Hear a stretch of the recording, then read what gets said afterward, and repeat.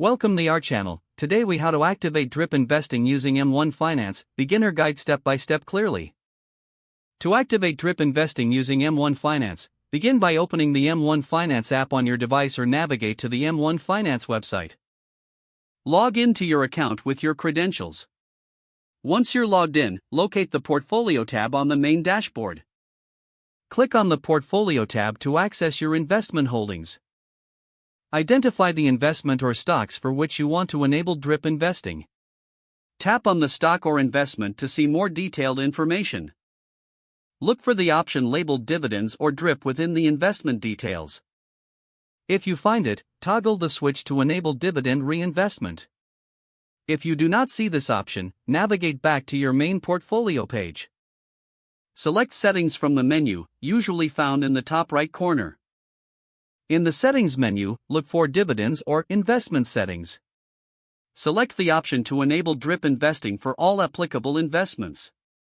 Review your changes before saving to ensure accuracy. After confirming, return to your portfolio to verify that drip is activated. Watch for your dividends to automatically reinvest back into your selected stock's next dividend payout. This automated process can help to grow your investment over time.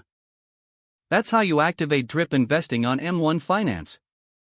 If the page does not load, refresh the browser or try again in a private or incognito window. Make sure you are using the correct email address, then retype it carefully to avoid small typos.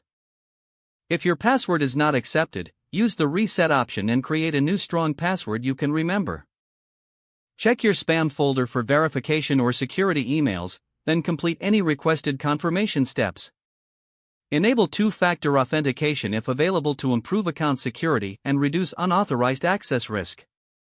After signing in, review your profile details so your contact information and settings are accurate and current. If you see an error message, note it down and try again after restarting your device and internet connection. Log out when you finish, especially on shared devices, to keep your account and payment information secure.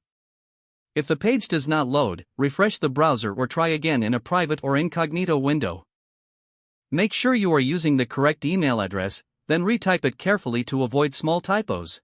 If your password is not accepted, use the reset option and create a new strong password you can remember.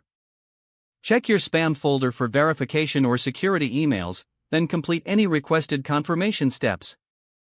Don't forget to like this video and subscribe to our channel for more step-by-step tech guides.